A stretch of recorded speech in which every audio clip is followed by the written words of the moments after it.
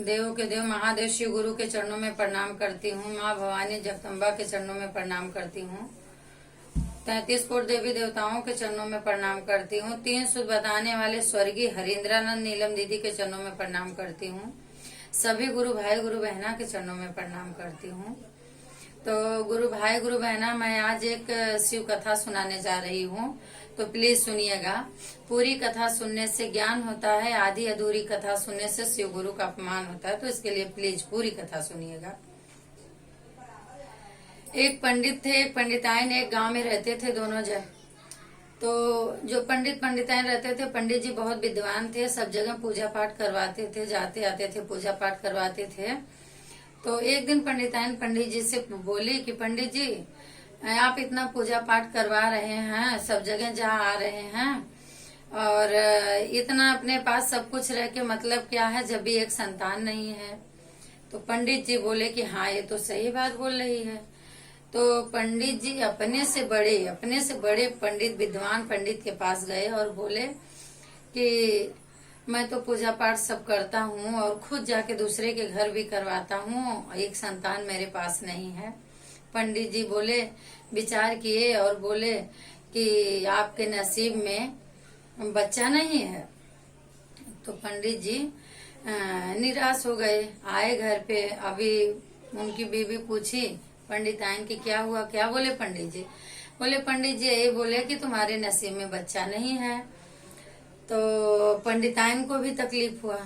तो पंडित जी बोले कि उस दिन से पंडित जी थोड़ा मतलब टेंशन में रहने लगे, पंडिताइन उनको देखती थी तो पंडिताइन को अच्छा नहीं लगता था। अभी तक तो पता नहीं था कि बच्चा होगा कि नहीं होगा, ये नहीं पता था। अभी जब भी पता चल गया तो पंडित दोनों जन टेंशन में हो गए। तो पंडिताइन बोली, पंडित जी आप इतना टेंशन में क्यों रहते हो? तो बोले नहीं, कोई बात नहीं, मैं टेंशन में नहीं रहता हूँ। तो पंडिताइन बोली, नहीं पंडित जी आप टेंशन में रहते हो? बोले नहीं, मैं टेंशन में नहीं रहता हूँ। बोले नहीं, आप टेंशन में रहते हो। आप एक काम कीजिए कि मेरी छोटी बहन दुष्मा के साथ आप शादी कर लीजिए। तो बोले कि पंडित जी बोले नहीं, मैं ऐसा नहीं कर सकता, मैं तुमको अपने से अलग नहीं कर सकता। तो बोले कि नहीं, मैं अलग नहीं रहूंगी, आपके साथ रहूंगी, आप दुश्मन से शादी कर लो। तो वो बोले कि नहीं, ऐसे नहीं होगा। तो पंडिताइन उनके जी को लग गई। अभी पंडित जी को टेंशन रहता था तो पंडिताइन को अच्छा नहीं लगा, तो पंडित जी के जी के लग गई, नहीं आप करो शादी। तो लास्ट में पंडित जी क्या बोले कि चलो बोल रही हो तो कर ही लेते हैं। तो पंडित जी उनकी छोटी बहन से अपनी शादी कर लिए, अपनी शादी कर लिए पंडित जी। और वो जो धुष्मा थी वो शिव जी की एकदम भक्त थी, शिव जी की ही पूजा करती थी।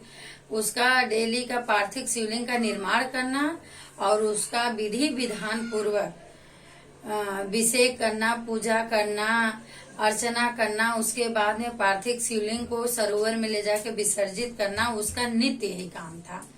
वो पूजा बहुत लगन से करती थी भोलेनाथ का, बहुत लगन से भोलेनाथ का वो पूजा करती थी। फिर क्या हुआ कि वो शादी करके जब भी यहाँ आ गई तो जैसे महापूजा अपने मायके में करती थी वैसे पंडित जी के घर पे भी करने लगी। पंडित जी के घर पे भी वो मतलब वैसे शिवलिंग बनाती थी और पूजा करती थी, ध्यान धरती थी, पूजा करके फिर शिवलिंग को ले जाके बाजू में सरोवर था वहां विसर्जित कर देती थी।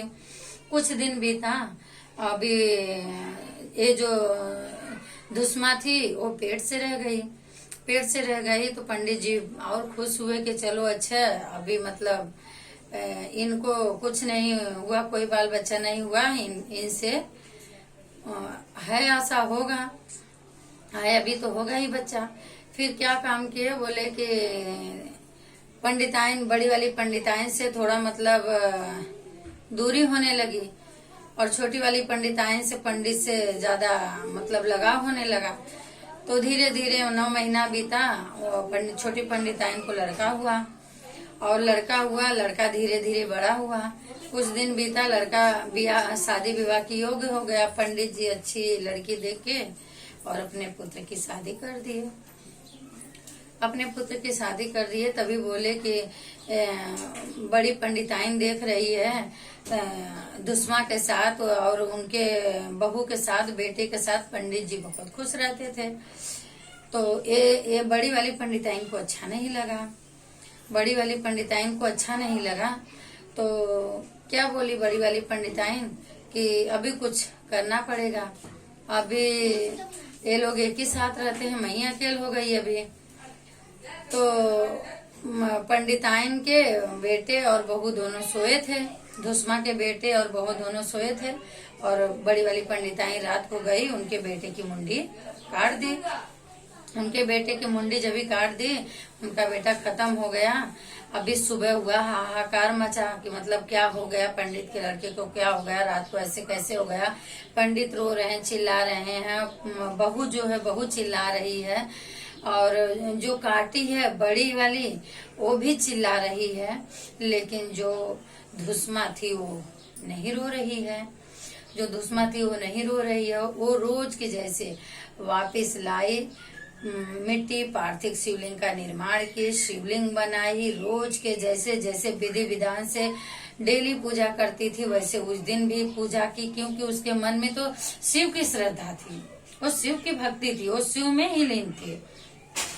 बाबा भोलेनाथ की कृपा उसके ऊपर थी, तो उसको रोना और ये सब देखने की क्या जरूरत थी तभी। और उसको पूर्ण विश्वास था कि बाबा हमारे साथ कुछ गलत नहीं करेंगे। फिर क्या किए कि जब भी वो शिवलिंग बनाई, पूजा की, और रोज के जैसा ले गई पार्थिव शिवलिंग का निर्माण करने के लिए, पार्थिव शिवलिंग का विसर्जन करने लेके गई। सरोवर में जैसे विसर्जन करके वो निकल रही है, वैसे देख रही है कि उसका पुत्र एकदम सुंदर जैसे था, एकदम वैसे सरोवर में से निकला चला आ रहा है। अभी धुस्मा देखी तो एकदम चकित कि अरे ऐसे कैसे, अभी घर पे तो सब जन रो रहे हैं, ऐसे ऐसे हो गया, एक करिश्मा कहाँ से, मतलब ऐसे कैसे हो गया, ये क्या हो गया। तभी वो देखी और भगवान को ध्यान दी, बाबा भोलेनाथ से वो विनती करने लगी, भगवान का स्मरण करने लगी, बोली हे प्रभु ये आपकी कौन सी लीला है, ऐसे कैसे क्या हो गया प्रभु, मेरे समझ में नहीं आ रहा है। तभी बाबा भोलेनाथ ने उसके सामने खड़ा हुए और उसको दर्शन दिए और बोले पुत्री तू इतनी पूजा पाठ करती है, तू इतना पूजा में लीन रहती है, और तेरे साथ गलत कैसे होगा, तेरे साथ गलत हो ही नहीं सकता। और इतना जो तू मेरी सेवा करती है, मेरी इतना पूजा करती, मेरे ध्यान में तू लीन रहती है, पार्थिव शिवलिंग डेली बनाती है, तू विसर्जित करती है, तो तेरा पूजा कभी भी सफल नहीं होगा। तो बोले कि प्रभु ये कैसी लीला है, तो बोले कि यही लीला है कि जो मतलब जो किसी में नहीं है, जो किसी में नहीं है, किसी का पूजा नहीं करता है, उसके साथ गलत हो सकता है, तुम्हारे साथ कैसे गलत होगा। तू वचन मांग, मैं तुझे वचन देता हूँ। और बोले कि ये पुत्र कहाँ, ये पुत्र तुम्हारा है और तुम्हारी पूजा के वजह से तुम्हारा पुत्र तुमको वापिस मिला है। तुम वचन मांगो, तुम्हें मैं वचन देता हूँ, और तुम्हारी बहन को, तुम्हारी बहन ये सब ऐसे काम की है और तुम्हारी बहन को मैं दंड दूंगा। तो बोले कि नहीं नहीं प्रभु, अगर आप मुझे वचन देना चाहते हो तो मैं आपसे वचन मांग रही हूँ, मेरी बहन को आप दंड दीजिए, नहीं दीजिए, आप मेरी बहन को सद्बुद्धि दीजिए, सच्ची भक्ति दीजिए, वो भी आपका पूजा करे, आप में उसका लगन लगे, आप में उसका मन लगे। प्रभु अपनी शरण में मेरी बहन को भी लीजिए, यही मैं आपसे वचन मांगती हूँ। तो बाबा बोले वाह धन्य है तू, धन्य है तू, तेरे साथ गलत करने वाले का भी तू भलाई चाहती है। तो भी बोली कि प्रभु मैं कैसे नहीं भलाई चाहूँ, जब भी मैं आप में लीन हो गई, आप मेरे हो गए, तो मुझे भलाई दिखती है, बुराई नहीं दिखती है। तो बोले कि तेरा बेटा वहाँ ऐसे गिरा, ऐसे खत्म हो गया, सब रो रहे हैं, तेरे अंदर थोड़ा भी भय नहीं। तो बोली नहीं प्रभु मेरे अंदर भय नहीं। क्यों नहीं भय है मेरे अंदर, कि मैं जान रही हूँ कि मेरे साथ गलत नहीं, मेरे बाबा मेरे साथ गलत नहीं करेंगे। यही मैं बोल रही हूँ, अकाल मृत्यु वो मरे जो काम करे चंडाल का, काल उसका क्या बिगाड़े जो भक्त है महाकाल का। तो बाबा बोले कि तू धन्य है, तेरी भक्ति से मैं बहुत प्रसन्न हूँ, तू मांग, तू मेरे से वर मांग, तू क्या चाहती है, जो तू मांगेगी मैं वो तुझे वर दूंगा। तू बता। तो बोली कि प्रभु मुझे कुछ नहीं चाहिए, बाबा बाबा मुझे कुछ नहीं चाहिए, अगर आप देना चाहते हो तो जैसे आपके 11 ज्योतिर्लिंग का नाम है वैसे आपके थ्रू मेरा नाम एक जुड़ा हो, आपके नाम से मेरे नाम से आपका एक नाम जुड़ा हो और एक नाम जाना जाए, मैं यही चाहती हूँ प्रभु। तो बाबा मुस्कुराए और बोले कि यो मस्त, आज से एक शिवलिंग 12 ज्योतिर्लिंग में एक लिंग का नाम रहेगा धुस्मेश्वर महादेव। तो उसी दिन से धुस्मेश्वर महादेव शिवलिंग का निर्माण हुआ और धुस्मेश्वर महादेव के नाम से उसी दिन से धुस्मेश्वर महादेव के नाम से एक शिवलिंग जानी गई। आज तक धुस्मेश्वर महादेव के नाम से 12 ज्योतिर्लिंग में एक शिवलिंग की पूजा होती है। बोलो शिव गुरु महाराज की जय।